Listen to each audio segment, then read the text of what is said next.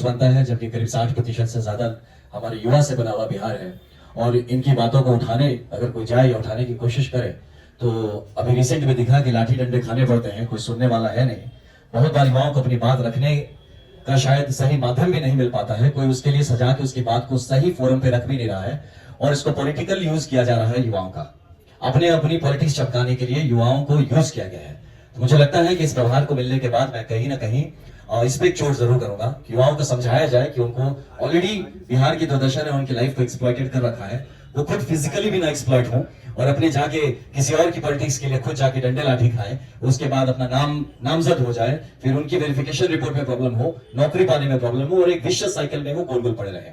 युवाओं की जहां बात आती है तो सबसे बड़ा मुद्दा आज के दिन में युवाओं को लेकर जो है अनएम्प्लॉयमेंट का है, बेरोजगारी का है, यहाँ से पलायन का है। तो इन सारे मुद्दों पे हम क्या कर सकते हैं, कितना कर सकते हैं, इसको लेके हम काम करने का हम लोगों का प्लान है। इसके साथ जो युवाओं की पढ़ाई की बात है, आप देखिए कि आज एक पूरा कोर्स करने में 3 साल का कोर्स 4 साल में, 4 का 5 है, बहुत सारी ऐसी प्रॉब्लम्स है, इस पे हमें ध्यान देने की जरूरत है, जिस पे हम काम करेंगे। और साथ ही साथ युवाओं का स्किल डेवलपमेंट के लिए क्या किया जा सकता है, उनके लिए युवा जो है उनकी जवानी को बेहतर तरीके से कैसे हम लोग गाइड कर सके, तो उसके लिए काम करेंगे, जिसमें कि इंक्लूड होगा स्पोर्ट्स खेलकूद पे भी हम लोग का काफी ध्यान रहेगा कि युवाओं को उसके लिए किस तरह से स्पेस मिल पाता है।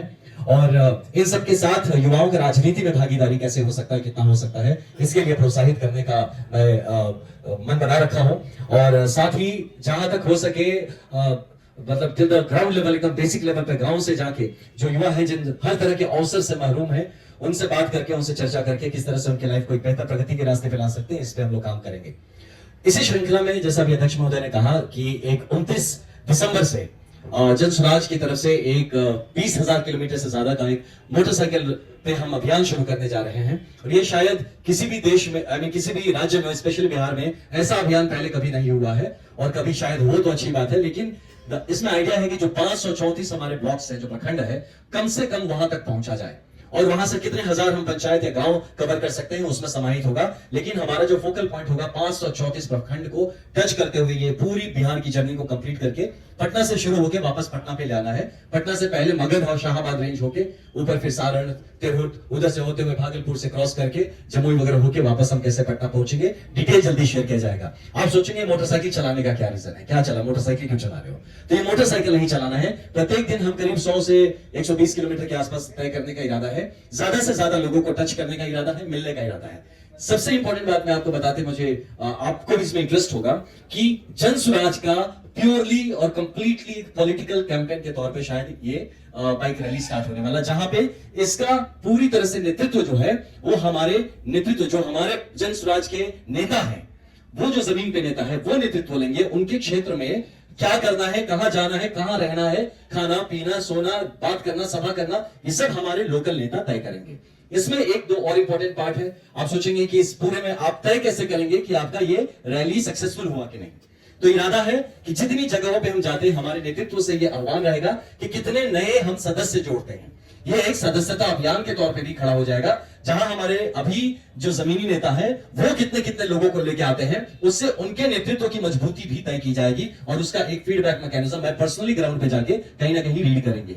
हमने है बहुत लोगों ने 5-5 हजार लोगों को जोड़ा है, या कुछ हजार, कोई 2000, कोई 5000 और ज्यादा लोगों को जोड़ा है। तो हम ये भी देखने जा रहे हैं कि क्या जितनों को जोड़ा है उसका 10% लोग भी आप जमीन पर उतार सकते हैं, ला सकते हैं, क्या आपके नेतृत्व में एक क्षमता है। साथ ही बहुत सारे लोग हैं जो टिकट की दावेदारी करेंगे जन स्वराज से, तो उनके लिए भी चेकिंग है कि जब हम जमीन पर जन स्वराज का कार्यक्रम पहुंचता है तो आपके कितने सपोर्टर्स हैं जो आपके पीछे खड़े हैं, आपके साथ आते हैं, आपका वहां पे जमीनी पकड़ क्या है जो आप जन स्वराज की टिकट का क्लेम करेंगे, तो वो भी कहीं उनको दिखाना पड़ेगा, और हम इसका भी फीडबैक लेके आके अध्यक्ष महोदय के समक्ष जमा करेंगे। जबकि आगे टिकट डिसाइड होगा या नेतृत्व डिसाइड होगा, तो इन सब मुद्दों को हम इस पे ध्यान पे रखा जाएगा। इसलिए ये जो बाइक रैली होने जा रही है, ये कोई साधारण पॉलिटिकल रैली नहीं हो रही है। इसमें जो है ये सारी बिंदुओं को टच किया जाएगा। साथ ही साथ जन स्वराज एक मैसेज देना चाहता है। मैं खुद आईपीएस में रहा हूं, तो जो सड़क सुरक्षा एक बहुत अहम भूमिका रहता है, तो मेरे साथ मैं कह रहा हूं 100 कमांडोज जाएंगे। कमांडो क्यों कह रहा हूं, वो कोई ट्रेन वो बंदूकधारी कमांडो नहीं होंगे, वो हमारे जन स्वराज के लड़के हैं, तो जन स्वराज के कार्यकर्ता हैं, इनको ट्रेन किया जाएगा मेरे द्वारा, और हमारे कुछ फौजी लोग हैं जो हमारे साथ हैं।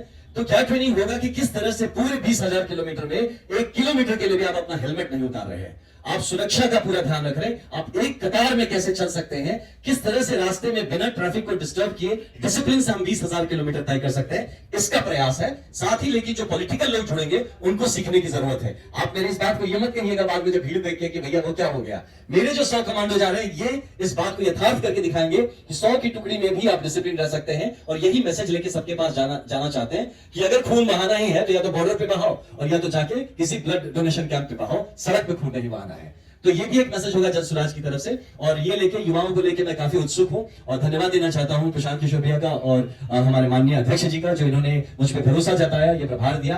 और पूरी तरह से मैं इसमें लग जाऊंगा और आई एम श्योर कि एक नया युवा खड़ा होगा बिहार के लिए, जो नए बिहार बनाने में अहम भूमिका निभाएगा। बहुत धन्यवाद।